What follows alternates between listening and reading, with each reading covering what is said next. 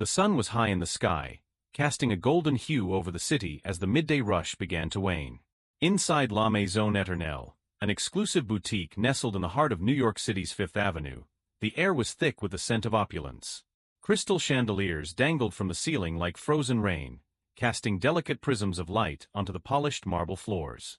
Rows of designer garments hung in immaculate order, each piece a testament to haute couture and luxury. Behind the counter, Marianne Dupont and Sophie Lacroix, the store's most senior sales associates, stood poised like sentinels, their faces masks of refined indifference. They had seen it all, the rich, the famous, the influencers with their flash-in-the-pan fame.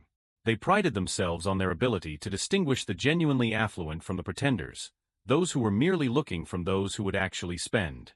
"Another slow day, I suppose," Marianne remarked, her French accent adding an air of sophistication to her words as she lazily perused a fashion magazine. "Better slow than filled with the wrong sort of customer," Sophie replied, her eyes flicking toward the entrance as the bell chimed softly.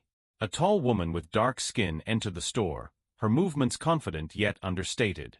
She wore a simple, well-tailored dress, but it was evident that her clothing was not from a high-end designer, at least, not one that the associates would recognize. Her hair was natural, a halo of tight curls framing her face, and she carried herself with an air of quiet dignity. Marianne glanced at Sophie, a smirk playing on her lips.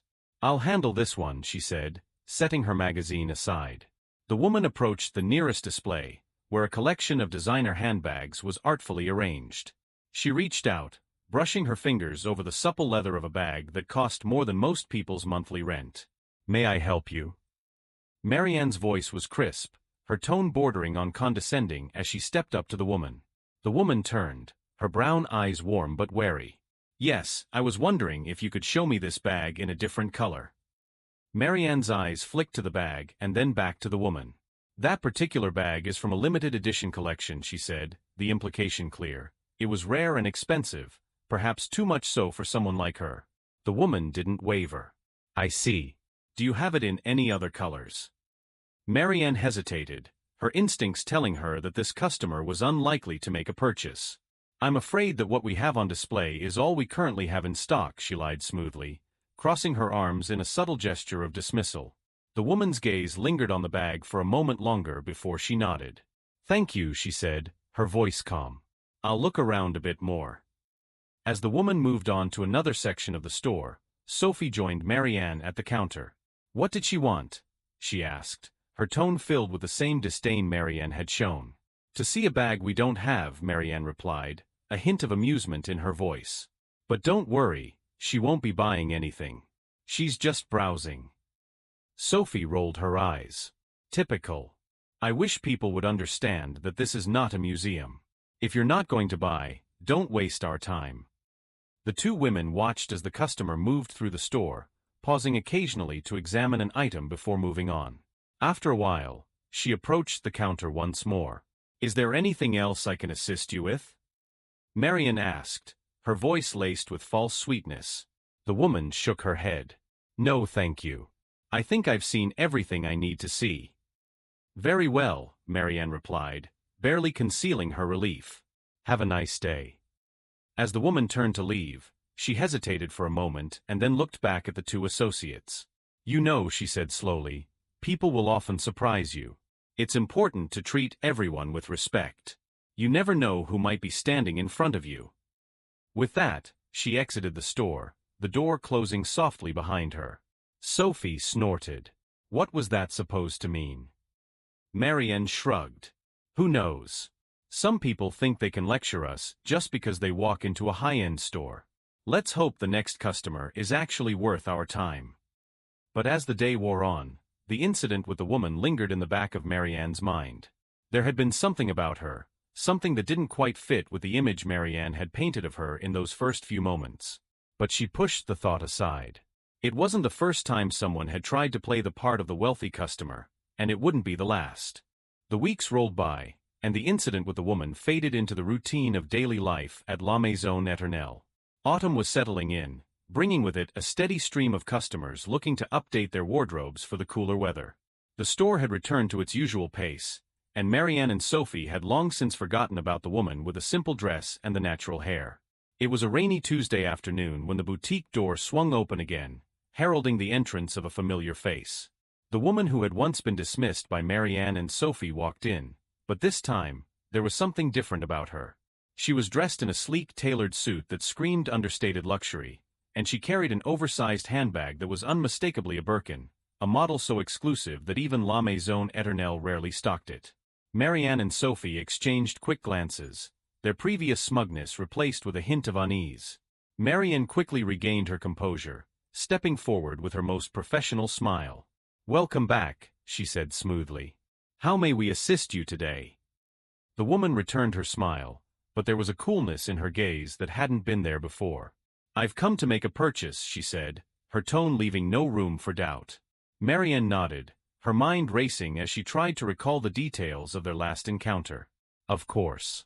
Is there something specific you're looking for?" "Yes," the woman said, setting her handbag down on the counter. "But first, I'd like to know if you still have that limited edition bag I inquired about the last time I was here." Marianne's heart skipped a beat. She had lied about the stock that day, assuming the woman wouldn't be back. Now, she was being called out on it. "I'm terribly sorry, but that bag was sold shortly after your visit," she said, hoping her lie would hold. The woman's expression remained unreadable. "Is that so? I see. Well, in that case, I'm sure I'll find something else to my liking." Marianne exhaled in relief, but her reprieve was short-lived as the woman unzipped her handbag and began pulling out bundles of cash. Crisp, clean $100 bills, each stacked thick and neatly bound. She placed them on the counter with a calm precision that left both Marianne and Sophie speechless. "I'll take this one," the woman said, pointing to a handbag displayed behind the counter. "And that one," she added, indicating a dress on a nearby mannequin. "And these," she said, gesturing to a collection of jewelry displayed under glass. Marianne could barely contain her surprise as she began ringing up the purchases, her hands shaking slightly. Sophie, who had been watching the scene unfold in stunned silence, finally stepped forward to assist. The woman continued to pull out stacks of cash, each one larger than the last, until the counter was piled high with money. "Is that enough?" she asked, her tone almost mocking as she looked at the two associates. Marianne nodded, her voice faltering. "Yes, of course, but we'll need to count it all before proceeding with the transaction." "By all means," the woman replied, stepping back to give them space. "Take your time." And take their time they did. It took over 2 hours for Marianne and Sophie to meticulously count every dollar, their initial shock giving way to a growing sense of disbelief.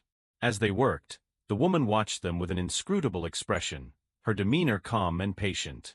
Finally, they finished counting. Marianne looked up, exhausted but determined to maintain her composure. "Everything seems to be in order," she said. "Thank you for your patience. Shall we proceed with the transaction?" The woman smiled, but there was no warmth in it. "Actually," she said slowly, "I've changed my mind." Marianne blinked, certain she hadn't heard correctly. "I'm sorry, what?" "I've changed my mind," the woman repeated, her voice steady. "I don't think I'll be making a purchase today after all." Sophie stepped forward, her voice tight with frustration. But you've already gone through all this trouble. Are you sure you don't want anything?" The woman's gaze flicked between the two associates, her expression one of quiet satisfaction. "Yes, I'm sure. I just wanted to make sure you both understood the value of what I'm not buying today." Without another word, she gathered her belongings, leaving the stacks of cash on the counter. As she turned to leave, she paused at the door, looking back at Marianne and Sophie, who stood frozen in place. "You see," she said softly, "respect isn't about how much money someone has. It's about recognizing their worth regardless of what they're wearing or how they look.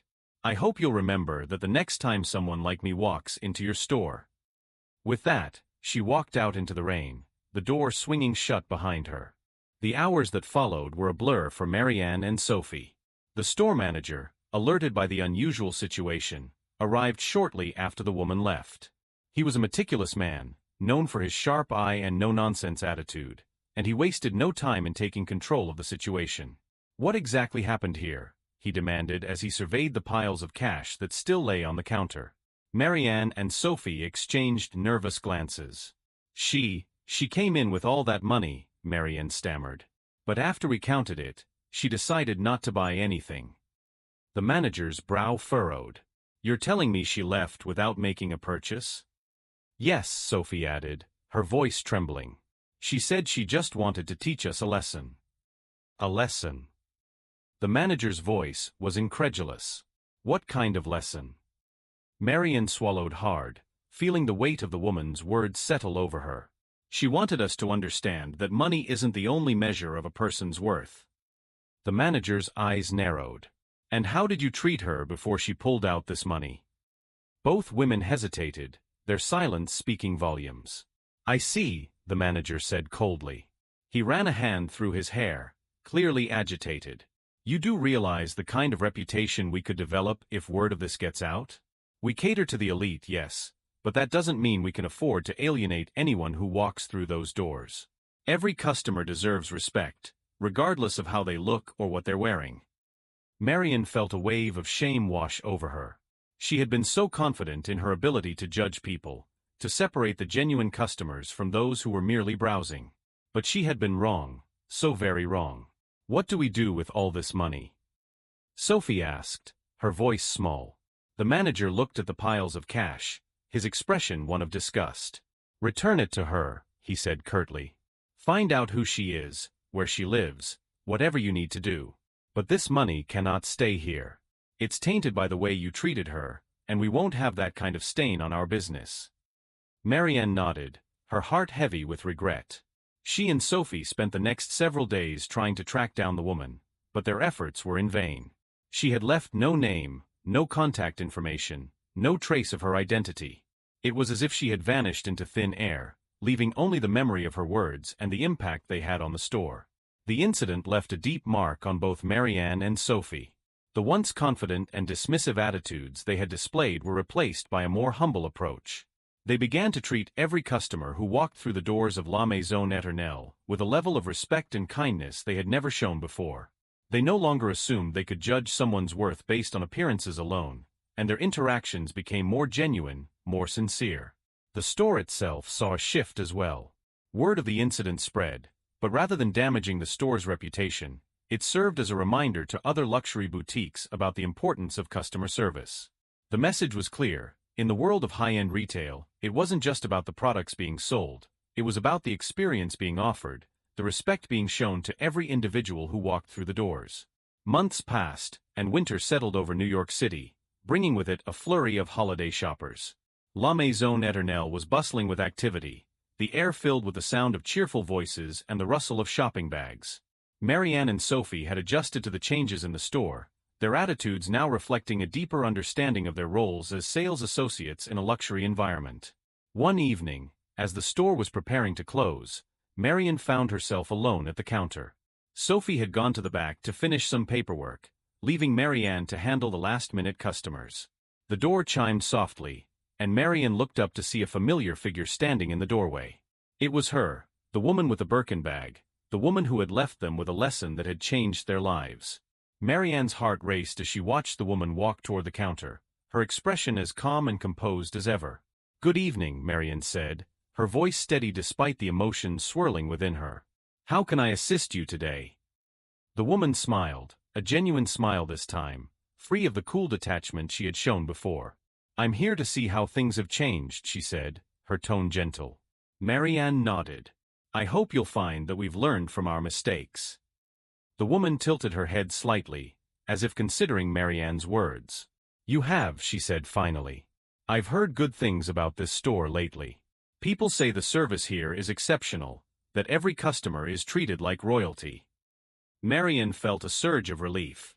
"We've made it a priority to ensure that everyone feels valued when they come here." The woman's eyes softened. "That's good to hear. It seems my lesson wasn't in vain after all." Marianne hesitated, then spoke from the heart. "I want to apologize for the way we treated you that day. We were wrong to judge you, and we've worked hard to make sure it never happens again." The woman nodded slowly, her gaze thoughtful. "Apology accepted," she said quietly. "And I appreciate the effort you've made to change." She glanced around the store, taking in the displays, the carefully curated merchandise, the elegant decor. "You know," she said after a moment, I actually do need to buy something today. Marianne's heart lifted. Of course. Please, take your time. I'm here to help with whatever you need. The woman smiled again, this time with a warmth that made Marianne feel as though a weight had been lifted from her shoulders. Thank you, she said simply. As the woman moved through the store, selecting a few items with care, Marianne felt a sense of closure, a realization that the past was not just about the mistakes they had made, but about the lessons they had learned and the changes they had embraced. When the woman finally approached the counter with her selections, Marianne handled the transaction with a level of professionalism and respect that she knew the woman deserved. As she placed the items into a shopping bag, she felt a deep sense of gratitude for the second chance they had been given. Thank you for your purchase, Marianne said, handing the bag to the woman. The woman took the bag and paused, looking at Marianne with a knowing smile. Thank you for listening, she replied. And with that, she turned and walked out of the store, leaving behind a sense of peace and a reminder that every person, regardless of their appearance, had a story worth respecting. As the door closed behind her, Marianne felt a sense of fulfillment she had never experienced before. The store was quiet now, the hustle and bustle of the day having faded into the stillness of the evening. She knew that this moment, this encounter, was one she would carry with her for the rest of her life, a reminder that true luxury wasn't just about wealth or status, but about the way people treated one another, with kindness, respect, and understanding. The winter snows had come and gone, and with the arrival of spring, La Maison Eternelle prepared for another season of luxury fashion. But this time, the store was different. The air inside was filled with more than just the scent of expensive perfumes and the soft glow of crystal chandeliers. There was a new atmosphere, one of genuine warmth and welcome. Marianne and Sophie had not only changed their approach to customer service, but they had also become advocates for a new culture within the store. They trained new employees with a focus on respect and empathy, ensuring that everyone who worked there understood the importance of treating every customer as though they were the most important person in the room. The story of the woman with the Birkin bag became something of a legend among the staff, a cautionary tale and a beacon of change. It was a story that reminded them all that wealth could be measured in more than just dollars. It could be measured in kindness, dignity, and the way one treated others. As spring turned to summer, Marianne often found herself reflecting on how far they had come. The store was thriving, not just because of the luxury goods they sold, but because of the experience they offered. Customers left the boutique not just with designer bags and clothing, but with a sense of being valued and respected. One day, as Marianne was arranging a new display, the door chimed, and she looked up to see the woman who had changed everything. She was dressed simply, as she had been the first time she entered the store, but there was an ease about her now, a comfort in the way she carried herself. "Good afternoon," Marianne greeted her with a warm smile. "It's wonderful to see you again." The woman returned her smile. "I just wanted to stop by and see how you were doing." "We're doing well, thanks to you," Marianne said sincerely. "Your visit changed everything for us." The woman nodded, looking pleased. "I'm glad to hear that. Sometimes, it takes a little push to see things differently." "Indeed," Marianne agreed. "But we're better for it." They chatted for a few minutes more, the conversation light and friendly, a far cry from their initial interactions. As the woman turned to leave, Marianne felt a surge of gratitude. "Thank you," Marianne called after her, her voice filled with emotion. "Thank you for everything." The woman paused at the door and looked back, her eyes soft with understanding. "You're welcome," she said. "And thank you for listening." With that, she stepped out into the warm afternoon sun, leaving Marianne with a deep sense of fulfillment. As the door closed behind her, Marianne knew that this was more than just the end of a chapter, it was the beginning of something new. A new approach to life, to business, and to the way she saw the world. And as she returned to her work, Marianne couldn't help but smile, knowing that they had all come a long way. The lesson the woman had taught them wasn't just about respect, it was about recognizing the value in every person, every interaction, and every opportunity to make a difference. It was a lesson that would stay with her, and everyone at La Maison Eternelle, for a lifetime.